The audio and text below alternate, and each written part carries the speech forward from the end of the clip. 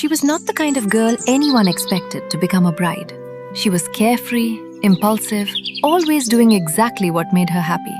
And yet, when Apurba saw her for the first time, he knew she was the girl he wanted to marry. You are listening to Kahani Bar. I am Mallika, and today's story is Samapti by Rabindranath Tagore. The monsoon had arrived early that year. The village paths were soft with fresh mud. The ponds overflowed into emerald fields, and every tree seemed newly washed.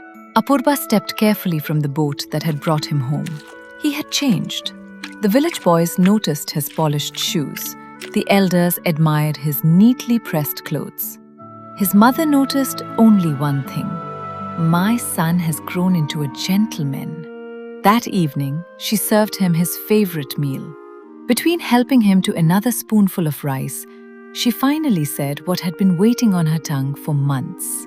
I have already begun looking for a bride. So soon?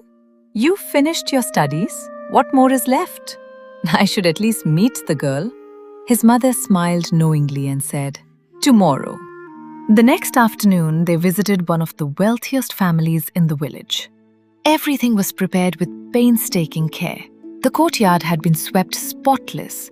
Brass vessels gleamed in the sunlight. Women whispered behind curtains. After the customary greetings, the young bride would be entered. Her silk sari rustled softly. Her eyes never rose from the floor. Every answer escaped her lips in barely a whisper.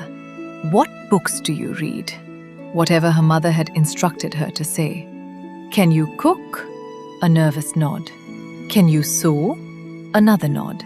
Everyone seemed delighted except Apurba. He felt as though he was speaking to someone hidden behind layers of fear. Then the silence exploded. A boy came running across the courtyard. Behind him chased a girl with untied long hair, bare feet splashing through puddles. "Rakhal, stop! Give it back!"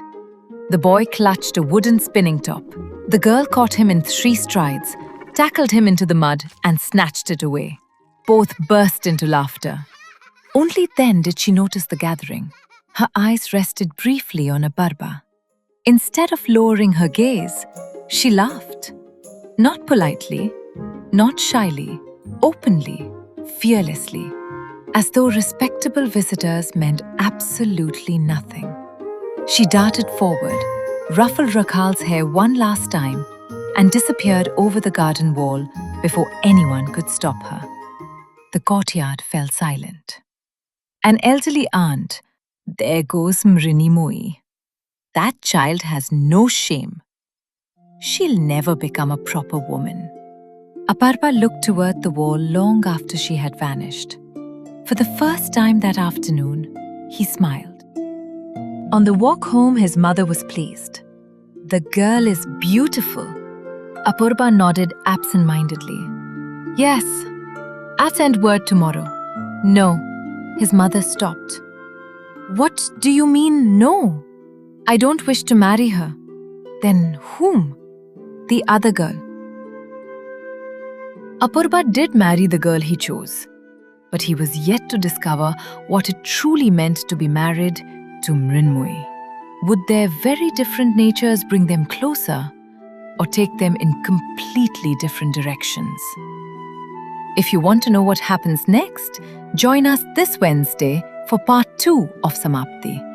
And if you don't want to miss the next part, subscribe to the Kahani Bar YouTube channel right now so you know when the next part is out. This story was adapted for you by Nijja K and brought to you by Pixel to Pixel. I'm Mallika. Until Wednesday, keep listening to Kahani Bar.